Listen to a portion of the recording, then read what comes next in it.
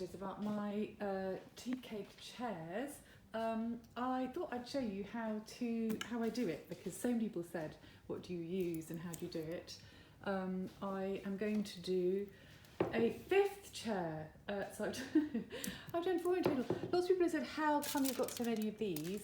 I have been providing Tunnock's tea cakes as snacks and treats to all my sketchbook club members for many years, so I have collected them.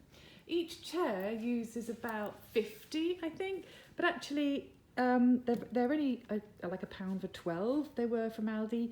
So in fact, if you're having like a kids' party or a party, believe you me, they do get eaten.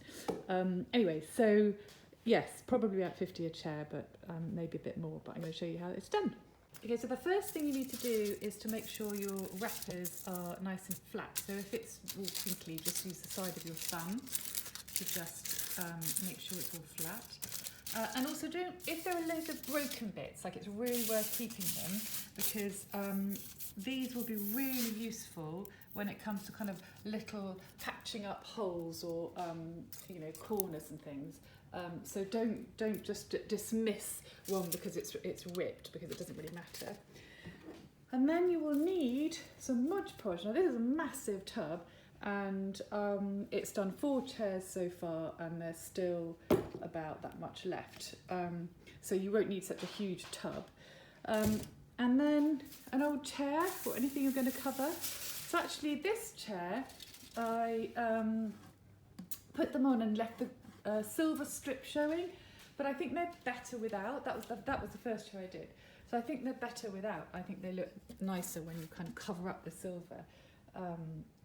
But I don't know if you agree. What do you think, Charlie? Anyway, he's asleep on the sofa. So what you're going to do is literally using tons. It's great, and it's like when you're at school and you do paper mache. So you're going to be painting onto the chair and onto the actual wrapper itself. So it acts as a, I put 2 down, it's by mistake. It acts as a sealant, get a new wrapper, as well as the glue. So when you've got one down, you can use your brush. Now I don't care about getting my fingers really sticky and messy, but if you are worried about that, then you could just use the brush. But it is quite difficult to then just get it really smooth. Use your fingers.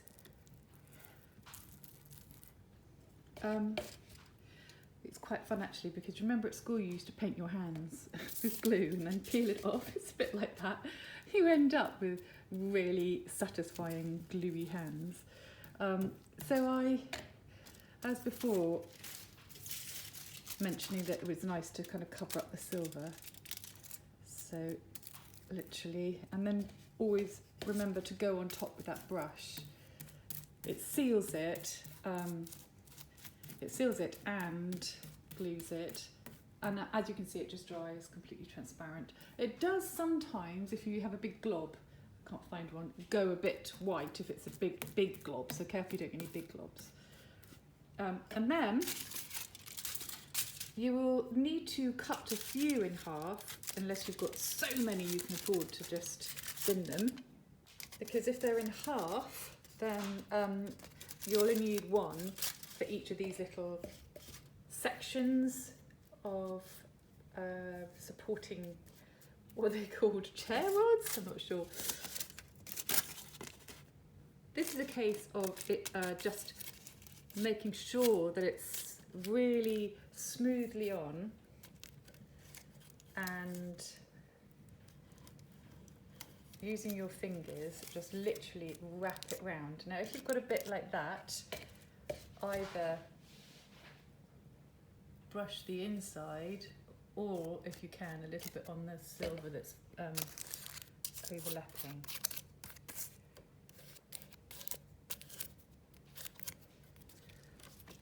So that's the basics of how you do it. So now I'm going to do the rest.